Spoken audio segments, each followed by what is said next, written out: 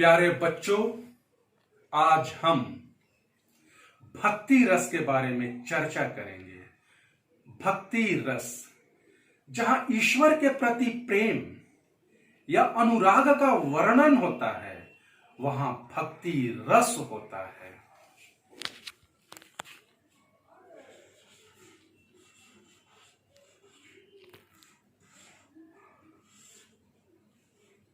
भक्ति रस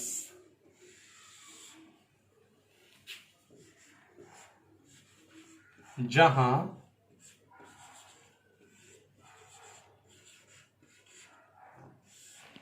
ईश्वर के प्रति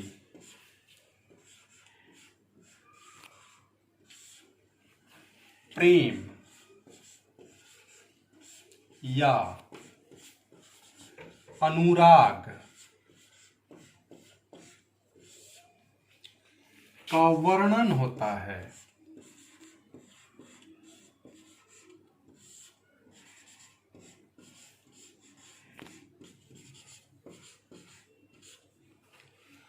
वहां भक्ति रस होता है।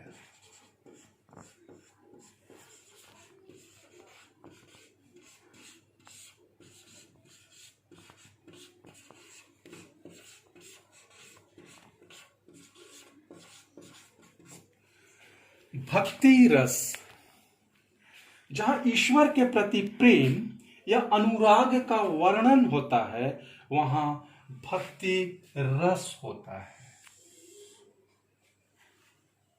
भक्ति रस का अस्थाई भाव देवरति या अनुराग होता है। इसे ईश्वर विषयक प्रेम भी कहते हैं।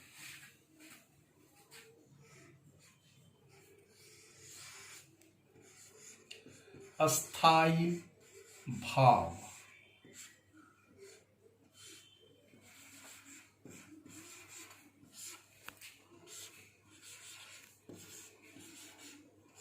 देवरति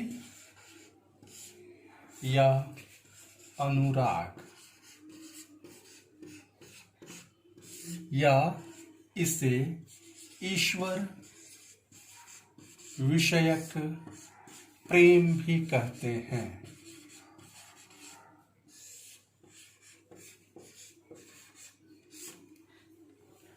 अस्थाई भाव, भक्ति रस का अस्थाई भाव है देवरति या अनुराग। इसे ईश्वर विषयक प्रेम भी कहते हैं। अगर हम भक्ति रस के विभाव अर्थात रस उत्पत्ति के कारण के बारे में बात करें और उसमें भी अगर आलंबन विभाव के बारे में बात करें, तो इसका आलंबन विभाव के अंतर्गत आता है ईश्वर, गुरु, साधु, सन्यासी, माता पिता।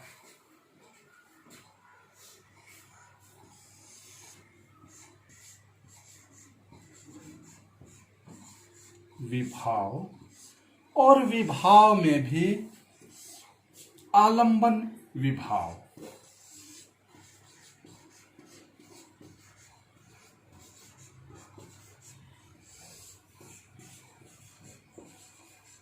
और आलंबन विभाव के अंतर्गत ईश्वर,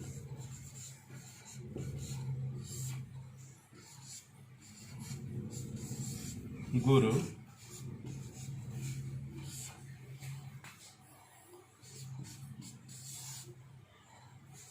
साधु,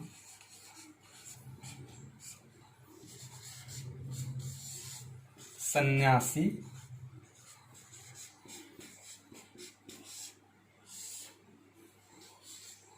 और माता पिता।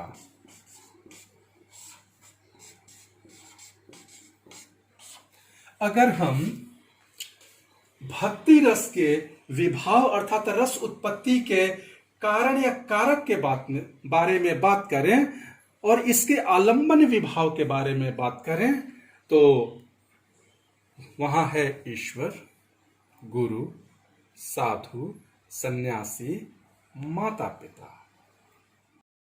अगर भक्ति रस के उद्दीपन विभाव के बारे में बात करें, उद्दीपन विभाव अर्थात रस उत्पत्ति या निष्पत्ति के लिए जो उत्प्रेरक का काम करता है, जो कैटलिक एजेंट का काम करता है, जो कैटलिस्ट का काम करता है, उसी को कहा जाता है उद्दीपन विभाव। और इसके अंतर्गत आता है धर्म स्थल, ईश्वर मूर्ति, सत्संग, तीर्थाटन, धर्मशास्त्र, सन्यासियों की वाणी।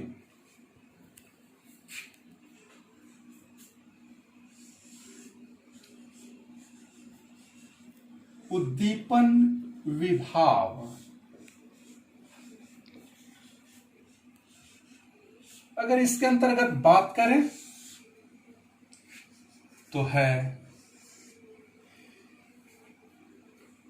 धर्म स्थल,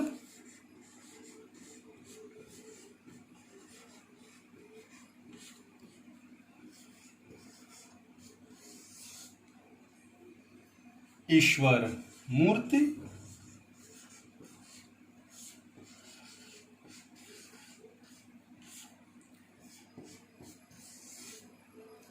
सत्संग,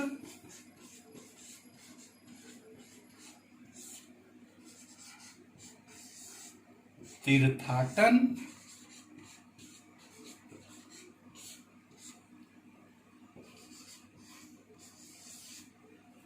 धर्मशास्त्र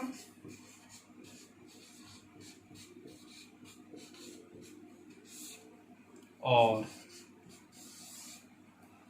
सन्यासियों की वाणी।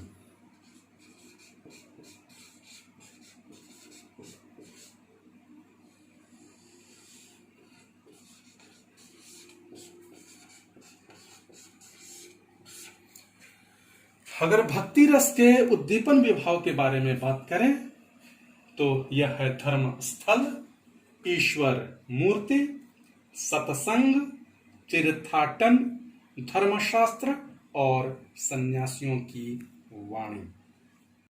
अगर हम भक्ति रस के अनुभाव के बारे में बात करें अर्थात रस उत्पत्ति या निष्पत्ति के बाद होने वाले शारीरिक, मानसिक या वाचिक परिवर्तन या प्रतिक्रिया के बारे में बात करें तो इसके अंतर्गत आता है शरणागत होना, समर्पित होना, अपने शरीर को ढीला छोड़ देना।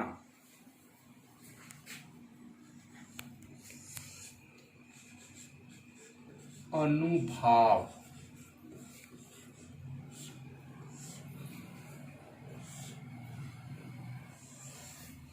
शरणागत होना,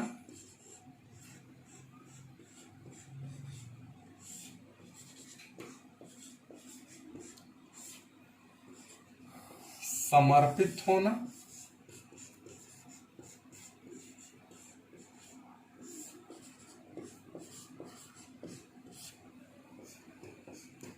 शरीर को ढीला छोड़ देना।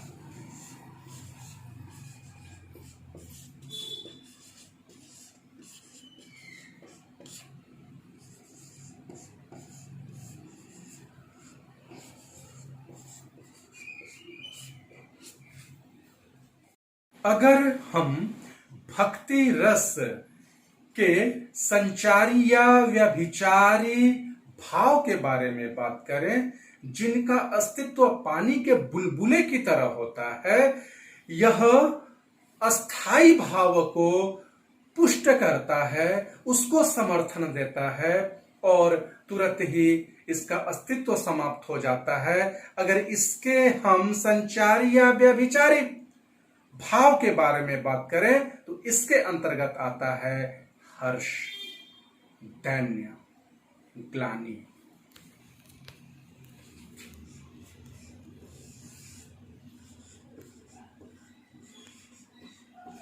संचारी या व्यभिचारी भाव।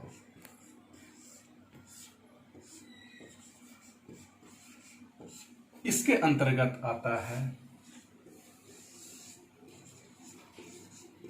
हर्ष, दैन्य अर्थात दीनता,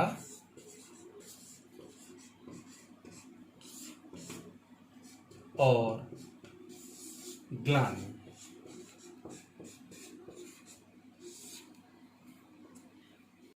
कुछ विद्वान भक्ति रस को शांत रस के करीब मानते हैं तथा कुछ इसे रस न मानकर भाव मानते हैं।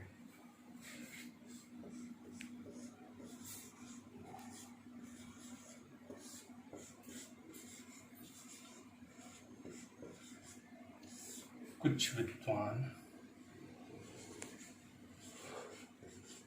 भक्ति रस को शांत रस के करीब मानते हैं।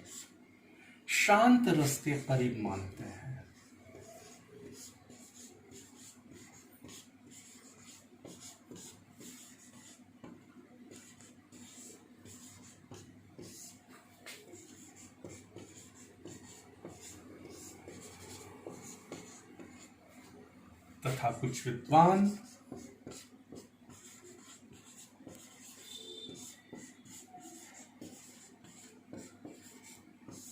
इसे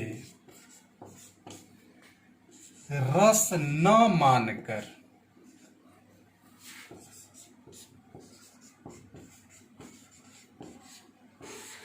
भाव मानते हैं।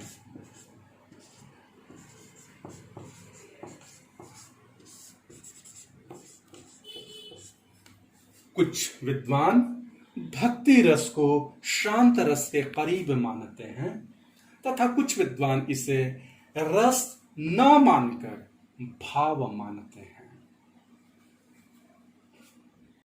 भक्ति रस का उदाहरण है मेरो मन अनत कहां सुख पावे, जैसे उड़ी जहाज को पंछी पुनी जहाज पर आवे। सूरदास प्रभु कामधेनु तजी छेरी कौन दुहावे। यह सूरदास की लिखी पंक्ति है। अपने आराध्य देव श्री कृष्ण के लिए उन्होंने लिखा है और कहते हैं कि मेरो मन अनत कहां सुख पावे, मेरा मन अन्यत्र कहीं और कैसे सुख पा सकता है, कहां पा सकता है। जैसे उड़ी जहाज को पंछी पुनी जहाज पर आवे, जैसे जहाज का पंछी उड़कर पुनः जहाज पर आता है, उसी तरीके से सूरदास का मन कृष्ण के पास ही लौटकर आता है। और सूरदास आगे कहते हैं सूरदास प्रभु कामधेनु तजी। सूरदास कहते हैं कि कामधेनु को छोड़कर, उसको तज कर, उसको त्याग कर छेरी कौन दुहावे, बकरी को कौन दुहाने जाए। अर्थात श्री कृष्ण को छोड़कर और कौन देवता है जो आराधना के योग्य है। भक्ति रस का उदाहरण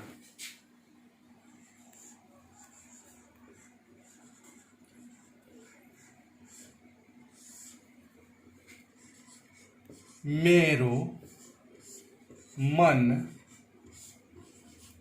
अनत कहां सुख पावे, कहां सुख पावे। जैसे उड़ी जहाज को पंछी पुनी जहाज पर आवे।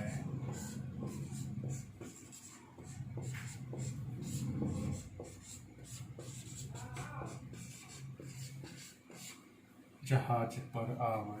सूरदास प्रभु कामधेनु तजी। सूरदास प्रभु कामधेनु तजी।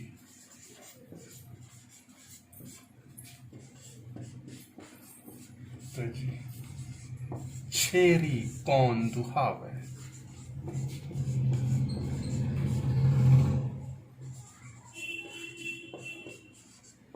छेड़ी कौन दुहावे।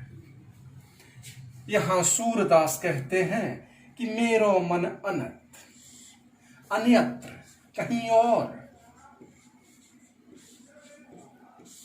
कहां सुख पावे। उनका मन कहीं और कहां सुख पा सकता है। जैसे उड़ी जहाज को पंछी पुनः जहाज पर आवे, जैसे जहाज का पंछी उड़कर पुनः जहाज पर ही आता है, सूरदास प्रभु कामधेनु तजी तजी त्याग कर।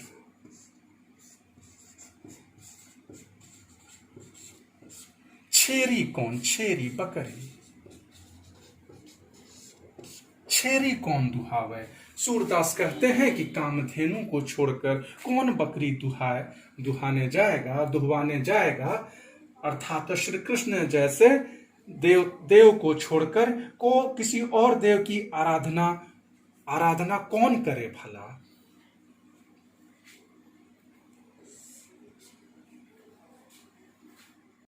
अगर इस काव्यांश के बारे में बात करें तो यहाँ भक्ति रस है, और अस्थाई भाव के बारे में बात करें तो यहाँ देव रति है।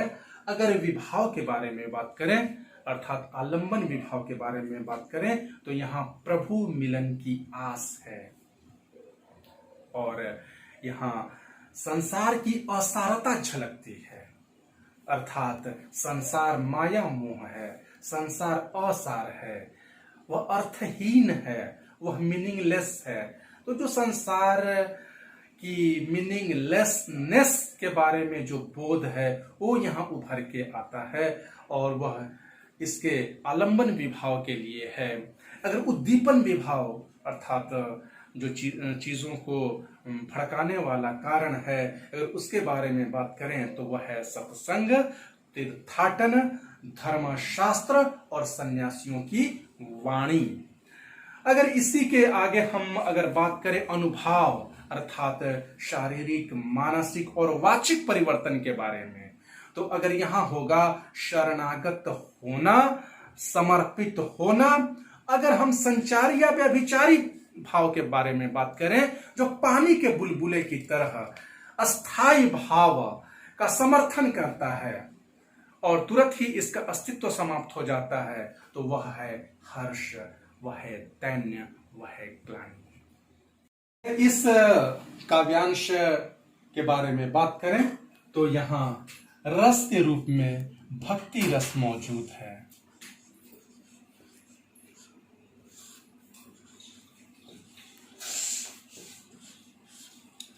अगर हम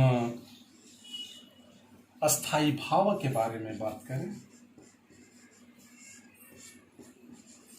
तो अस्थाई भाव है यहाँ देवरति।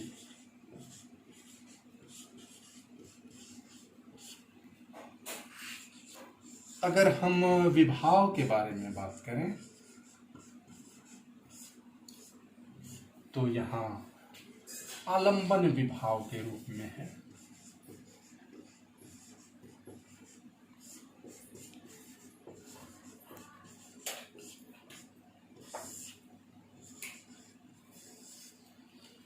प्रभु मिलन की आस,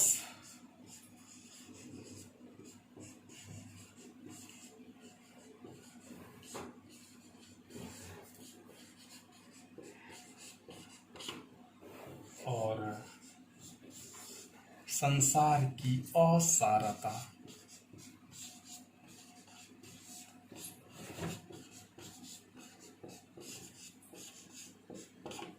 अगर इसके उद्दीपन विभाव के बारे में बात करें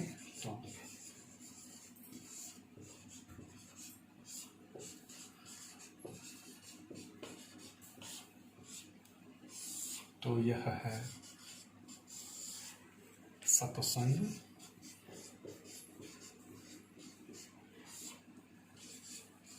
यह है तीर्थाटन,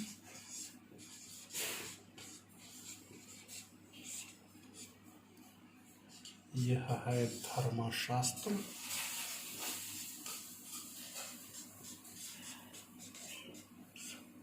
और है सन्यासियों की वाणी।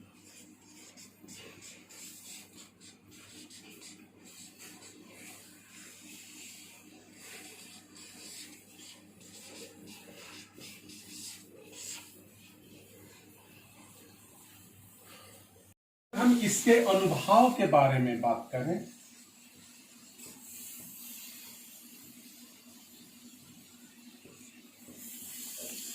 तो अनुभव है शरणागत होना,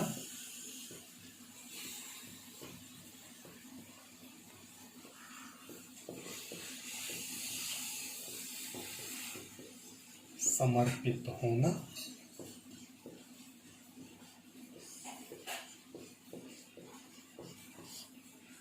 अगर हम इसके संचारी या व्यभिचारी भाव के बारे में बात करें,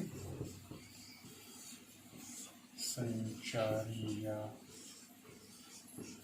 व्यभिचारी भाव के बारे में बात करें, तो यहाँ है हर्ष, यहाँ है दैन्य अर्थात दीनता, और यहाँ है ग्लानि।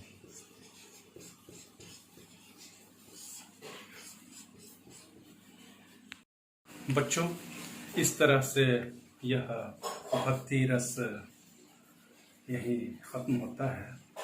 आशा है कि ये वीडियो आप लोगों को बहुत पसंद आएगा और आपके अच्छे अंक प्राप्ति हेतु सहायक सिद्ध होगा।